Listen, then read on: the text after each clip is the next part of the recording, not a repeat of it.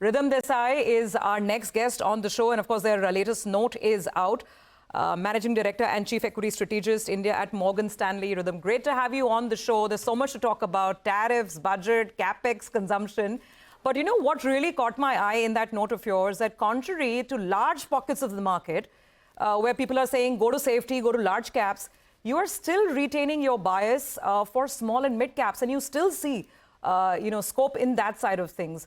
So let's open with that, why you don't think that mid caps and small caps are flashing red. Hi, thanks, Subi, and great to be on CNBC.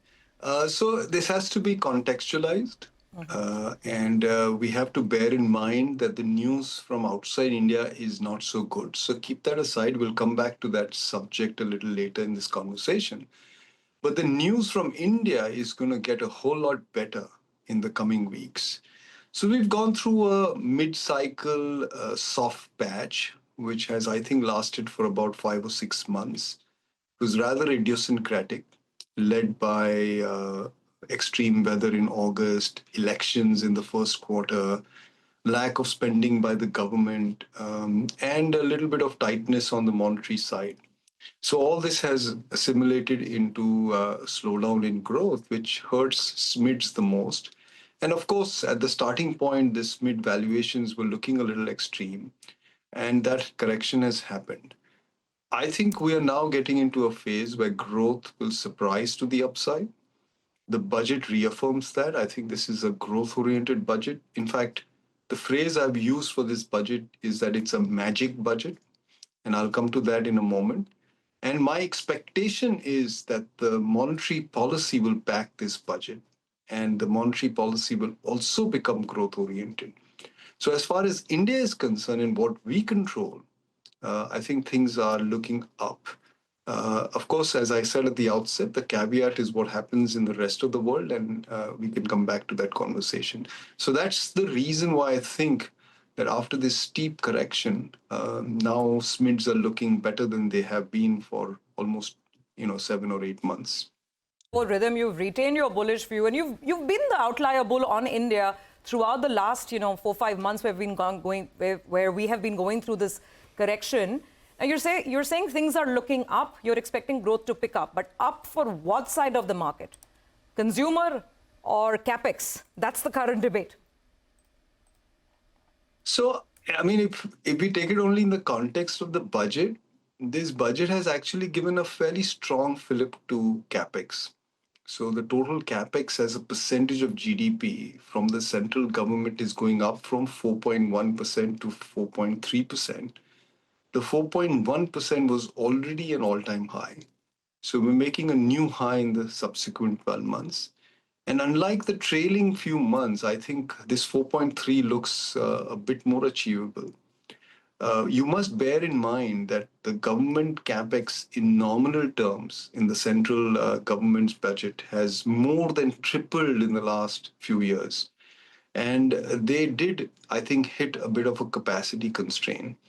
If I would simplify this, this is like if, you are given tons of money to spend and told no wasteful expenditure, but go and spend it.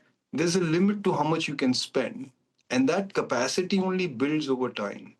So we have kind of tripled our railway spending. We've significantly increased our road spending. And as I said, overall, capex is up more than 3 times. So I think that's where we hit a little bit of a wall in the past few months. And the government is overcoming this by opening up new sectors for capex. And 3 new sectors stand out in this budget. So one is water. The second is distribution, and the third is housing. So the capex is moving away from what we saw in the last 2-3 years in terms of subsectors to new sectors.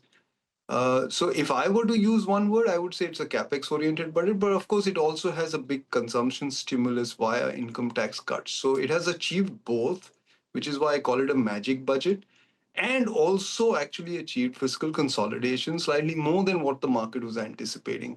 So that requires a lot of work, which I think the finance minister has done. And the budget numbers look quite good, actually. So it's not like these look, a little outrageous and there are some, crazy assumptions. Absolutely not. If anything, I think they'll probably surprise to the upside. Again, caveated by what happens in the rest of the world. Hi, morning, Prashant here, and good to see you back after a while. I think you've given us the headline. It's a magic budget. So, the piece on consumption really, Ridham. How much will this help in your opinion, and what will see that lift and that help? Which subsectors within consumption, in your opinion? That's a good question, Prashant. It's not as obvious as it seems. So let's contextualize this. This is about 10 million people, 1 crore people who are getting this tax break to the extent of 1 lakh crores. And it's not necessary that they will take this tax break and buy soaps from it. Okay. So I think consumer staples is certainly not the place where we go to. Consumer discretionary, I think, is a much better bet. And even there, I think at the higher end of consumer discretionary is where I think you will probably see some of this tax saved being spent. Some of it can actually also come into the stock market. All of it will go to the banking sector. So this is how I would break it up. And that's, the dilemma always with tax cuts. It's hard to predict what people benefiting from a tax cut will do with that money. They could just simply deposit it in the bank, or they could go and buy shares, or they could use it to buy some high-end goods. And I think you'll get a mix of all of that. Now, the exact mix is very hard to predict, but it'll be a mix. And all this is actually auguring well for the economy. When you've hit sort of a spending capacity limit and you don't want to do wasteful expenditure, and again, we should highlight this point, and I'll come to this in a second. So just give me a second. When you don't want to do wasteful expenditure, this is the best next alternative you have, which is give it to the people to spend. And that's what the finance minister has done. So kudos to her for that. Now on wasteful expenditure, again, yesterday's newspapers had no mention about this. The subsidy spending of the government has gone back to pre-COVID levels. It's now back to 1% of GDP. And we had achieved a multi-year low in 2019 at 1% of GDP. So it's, I think, 1.07, if I remember correctly. So the wasteful expenditure is, it's almost you're wringing the neck of your spending options. It's like you're tightening your purse strings. And at the same time, you're getting the private sector to increase its participation in the economy. The way I characterize this is that the government, and I think this is common knowledge now, the government did the heavy lifting coming out of COVID because private sentiment was weak. It is now stepping away and reconsolidating the fisc, in a way preparing for the next crisis moment. Because when another crisis moment arises, if it ever does, you need spending capacity in the government. So you need to be always prepared for it. And now the private sector takes over. This is incredible, actually, if you think it from a stock market perspective. Very few countries in the world have this flexibility which we have, which is we can take the foot off the pedal, consolidate our fisc, and create capacity to address any upheaval that can happen in the coming years. And that is why this budget is magic. I mean, just one of the reasons. I mean, there are plenty of reasons why it's magic. But this is one more reason why it's magic. And I'll come to a third reason a little later, which is the fine print of this budget. And we'll just come to that in a bit. But and I think that's very beautifully put, sort of explained in that sense. Just to go back to what we began the conversation with, small and mid caps, right? Now, Ridham, but what about valuations? Because if you look at Nifty, this is data as of Friday's close. We were doing, I don't have the numbers now, but we looked at the Nifty 1 year forward multiples are slightly below the long-term average. If you look at mid-cap multiples as relative to Nifty and small-cap relative to the Nifty, they're still, even after this 18-20% fall that we've seen, they're still very rich compared to historical averages. So how should one put this in context? So see, Prashant, I hate to look at valuations in PE terms. If I were to make this really simplistic, P is nothing but price expressed in form of earnings. like you would say price in INR, price in dollars, price in earnings. It doesn't tell you anything about what the value of a stock is. Ultimately, the value of a stock is the future cash flows discounted at your expected rate of return. The future cash flows from a stock is dividends, which come out of earnings. So that is a very different thing compared to what PE is. And PE can be very misleading. So there are many moving parts to this and why Indian stocks trade at the valuations they do. So the first and foremost thing is terminal value. There are very few countries on the planet that have any terminal value. Take the case of China, where I think the terminal value is close to zero now, which is why stocks in China seem so cheap. They are not cheap because ultimately equities require long-term growth to drive their value up. And India is again one of the few countries where long-term growth seems to be quite good. The second is the rate at which you want to discount future cash flows, right? That has fallen in India. Why? Because India's economy has become more stable. One of the messages from this budget is that we're not tinkering with macro stability. And not tinkering with macro stability makes our returns or growth more predictable. And what more can be sweeter for equities than predictable growth? If I tell you that a company's earnings, come what may, will compound at 20% in the next 5 years, you will pay up for that stock because predictability is the best news for equity investors. And by pursuing the type of policies that this government has done for the past 11 years, it is actually making India's growth more predictable. And that is why equities trade where they trade. They're not going to become significantly cheaper. And trust me, when they do become significantly cheaper, you will not want to buy them because it will happen in this moment where somebody comes in and disturbs this macro stability. Hi, Ridham. Good morning and good to see you. When you're sounding very, very optimistic about prospects, and that's good to hear. And in the finance minister, with regard to the budget, the expectations, they are factoring in STT to be much higher as well. So maybe they are factoring in a buoyant stock market as well. Give and take everything, Ridham. How do you change your portfolio from here on? What are your top ads? What have you all deleted as well? I'm looking at it. I think HAL is something that you'll have pulled out, while Titan, Jubilant, those are the ones that you're relatively more optimistic on. So give us a portfolio construct. Sorry, so I won't go into single stocks, but from a sector perspective, I think you want to buy the banks, particularly the private sector banks. I think that's the easiest trade in the market right now. The stocks are trading relatively attractively, and I think the environment is going to get more constructive for banks. So that'll be the easy one. Then I think you want to buy some discretionary consumption.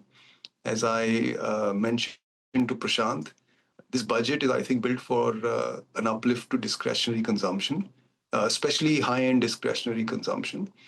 I would still continue to back industrials, though within that portfolio, you have to realize that there are some shifts that are happening with respect to the subsectors in which Capex is taking place. So you may want to orient yourself to that. I think technology looks quite okay. We are getting into a period where spending cycles seem to be going up. Everything else, in my view, can be underweight in a relative portfolio. But this is one point that I will make, is that this market is transitioning from a macro one to a micro one. So since COVID, we've been driven by macro factors. And I think increasingly this is becoming a stock picker's market. So it's really not about the Nifty and where it heads. It's about individual stocks. And I think the dispersion of returns across stocks is likely higher in the next 12 months than it has been in the last 2 or 3 years. Absolutely. So just reiterating for the benefit of our viewers, Ridham, you're saying that private banks are an immediate trade.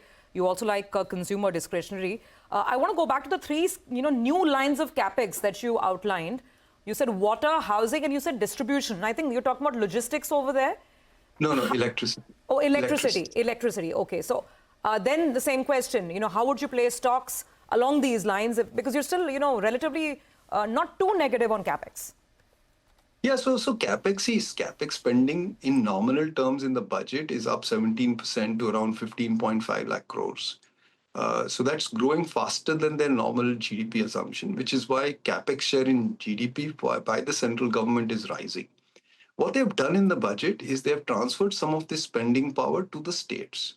So the allocation of grants to the states for capital spending is up almost 1,30,000 crores on 3 lakhs, so nearly 40%. And that is that's the gist of this budget, that the states are now being incentivized to undertake capex. And you think about the macro context here. There has been a growing risk of greater revenue spending by states for subsidy programs or for distribution. You want to reorient that spending. So the government of India is using its resources to help the states reorient that spending to capex. Another reason why I call this a magic budget.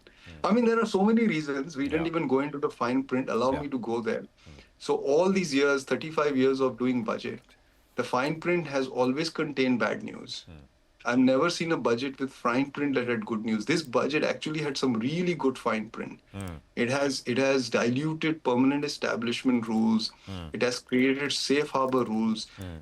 If you think about Make in India, I think this is a budget that really powers Make in India. A lot of multinational companies will be looking at this fine print and saying, oh God, we can now come in, it looks safe. Okay, and I think it needs a proper fine print discussion, but we're always on the clock. You know, somebody's a large individual investor has messaged me and said, please ask Ridham about when FIIs will return in the context of all the changes made in the GIFT Nifty. Quickly, if you can contextualize that. GIFT City. So GIFT, sorry, what did I say? GIFT City, yes. GIFT Nifty. Yeah, sorry. Every morning at 9:15, there's a $100 million bid that comes from domestic investors. To do a trade, somebody needs to sell. Either corporates sell through IPOs, and then they'll allow FPIs to buy, or the FPIs sell. So this is the technical point. Okay, the GIFT City changes, I think, are very encouraging, and it should assuage a lot of foreign portfolio investors with regards to taxation, and should encourage them to step in. And these are changes that market participants were pressing for, and the government has delivered. So I would be very optimistic, but I think you need a bit of supply of paper for foreign portfolio investors to turn. Mind you, this selling that we have seen over the past few weeks has little to do with India. It is largely an emerging market problem, and the emerging market asset class does look very vulnerable. We actually did not get to that at all. But what's happening over the weekend and what's likely to happen over the next few weeks is going to create volatility. So people have to be prepared for it. And India may outperform in this volatility, but the Nifty will struggle. If the world is not going up, it's impossible for the Nifty to do its own jig. It's a very large market now in a global context. So it cannot do its own thing if everything else is falling. Absolutely. A longer fine print budget conversation soon, Ridham. You're calling it the magic budget. Thank you very much for joining us here this morning. Lovely conversation. As always, lots of insights and perspective.